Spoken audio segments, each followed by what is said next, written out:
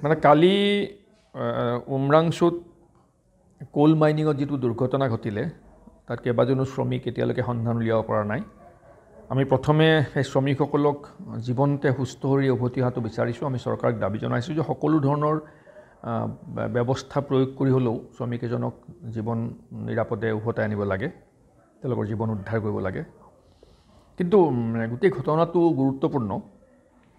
কথাটো হ'ল যে তাত যিটো মাইনিং চলি আছিল, এই মাইনিংটো rat hole mining. Rat hole mining supreme কোৰ্টে বন্ধ কৰি থৈছে। উত্তৰ পূৰ্বাঞ্চলৰ ৰেড হোল মাইনিং সুপ্ৰিম কোৰ্টৰ অনুমতি নাই। তৎসত্ত্বেও চৰকাৰৰ চকুৰ সন্মুখত তাত ৰেড হোল মাইনিং কেনেকৈ চলিব পাৰিছে? আমি পোৱা তথ্য অনুযায়ী এতিয়াও তাত 60টাৰ পৰা 70টা ৰেড হোল মাইনিং চলি আছে। 2000ৰ পৰা 3000 শ্ৰমিকে তাত জীৱন বিপন্ন কৰি এতিয়াও তাত কামত নিয়োজিত হৈ আছে। গতিকে চৰকাৰী পৃষ্ঠপোষকতাত চলি থকা ৰেড হোল মাইনিঙকে ধৰি যিবোৰ অপন কাষ্ট মাইনিং বা ৰেড হোল মাইনিং ইলিগেলি অবৈধভাৱে চলি আছে তাৰ আমি তদন্ত দাবী কৰিছোঁ।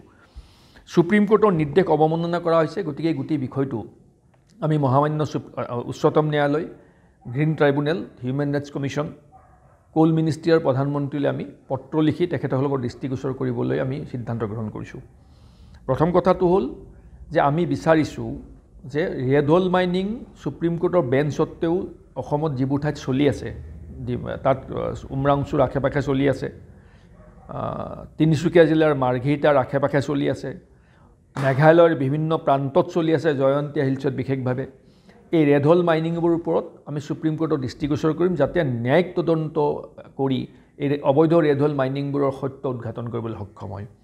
আৰু দ্বিতীয় কথাটো হ'ল যে অসম মিনাৰেল ডেভেলপমেণ্ট কৰ্পোৰেশ্যন বুলি যিটো চৰকাৰী প্ৰতিষ্ঠান আছে, এই প্ৰতিষ্ঠানটোৰ পৰিচালন সঞ্চালক আনন্দ নটৰাজন, সেই ব্যক্তিজনে অসম মিনাৰেল ডেভেলপমেণ্ট কৰ্পোৰেশ্যনৰ পৰা কয়লা বিক্ৰী কৰে, ট্ৰেডিং কৰে, ৰেকত যায়, বাই ৰোড যায়।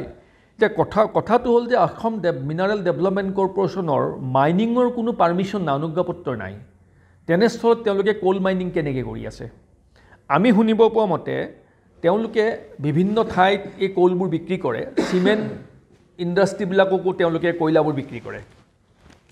আমি তথ্য পোৱা মতে ডালমিয়া চিমেণ্ট কোম্পানীক অসম মিনাৰেল ডেভেলপমেণ্ট কৰ্পোৰেশ্যনে প্ৰায় 5 লাখ মেট্ৰিক টন কয়লা বিক্ৰী কৰিছে বুলি আমি তথ্য পাইছোঁ, খবৰ খাতি পাইছোঁ। আমি সেইটো বিষয়ত চৰকাৰৰ স্থিতি স্পষ্ট কৰিবলৈ দাবী জনাইছোঁ যে অসম মিনাৰেল ডেভেলপমেণ্ট কৰ্পোৰেশ্যনৰ নিজৰে মাইনিঙৰ অনুজ্ঞাপত্ৰ নাই, তেনেস্থলত 5 লাখ মেট্ৰিক টন কয়লা ডালমিয়াক বিক্ৰী কৰিবলৈ পালে ক'ত? তাৰমানে অবৈধ কয়লা সংগ্ৰহ কৰি চৰকাৰী প্ৰতিষ্ঠানে কয়লাৰ ওপৰত বেপাৰ চলাই আছে। সামগ্ৰিক ব্যৱস্থাটো চৰকাৰী নিয়ন্ত্ৰণত, চৰকাৰী পৃষ্ঠপোষকতাত চলি আছে। চৰকাৰৰ দৃষ্টিৰ সন্মুখত অবৈধভাৱে ৰেড হোল মাইনিং চলি থাকিব নোৱাৰে।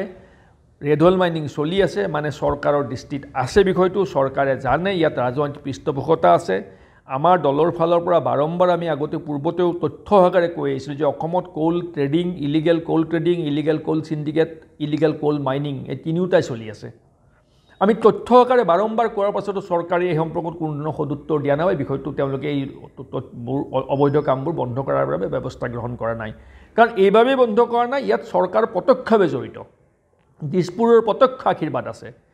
গতিকে আমি দুটা কথা ডিমাণ্ড কৰিছোঁ। এটা কথাটো হ'ল যে ৰেড হোল মাইনিং সুপ্ৰিম কোৰ্টৰ বেন থকাৰ স্বত্তেও চলি আছে। এই বিষয়টো আমি মহামান্য উচ্চতম ন্যায়ালয়ৰ প্ৰধানমন্ত্ৰী, human rights commission, national green tribunal, coal মিনিষ্ট্ৰীক আমি অৱগত কৰাৰ বাবে সিদ্ধান্ত গ্ৰহণ কৰিছোঁ। একে সময়তে আছাম মিনাৰেল ডেভেলপমেণ্ট কৰ্পোৰেশ্যনৰ যিজন MD, তেওঁ কয়লা বিক্ৰী কৰিবলৈ কয়লা ক'ত পাই আছে? কাৰণ AMDCৰ কোনো ধৰণৰ কয়লা খননৰ অনুজ্ঞাপত্ৰ নাই। সেই বিষয়টো তদন্তৰ আওতাত আনিবলৈ এক ন্যায়িক তদন্ত কৰিবৰ বাবে আমি অসম চৰকাৰক দাবী জনাইছোঁ। গতিকে পৰৱৰ্তী সময়ত আমি এই সম্পৰ্কত অধিক তদন্ত কৰিম। তদন্তৰ যি তথ্য উদ্ঘাটন আমি জনসাধাৰণৰ ক্ষেত্ৰত আপোনালোকৰ জড়িত জনাম।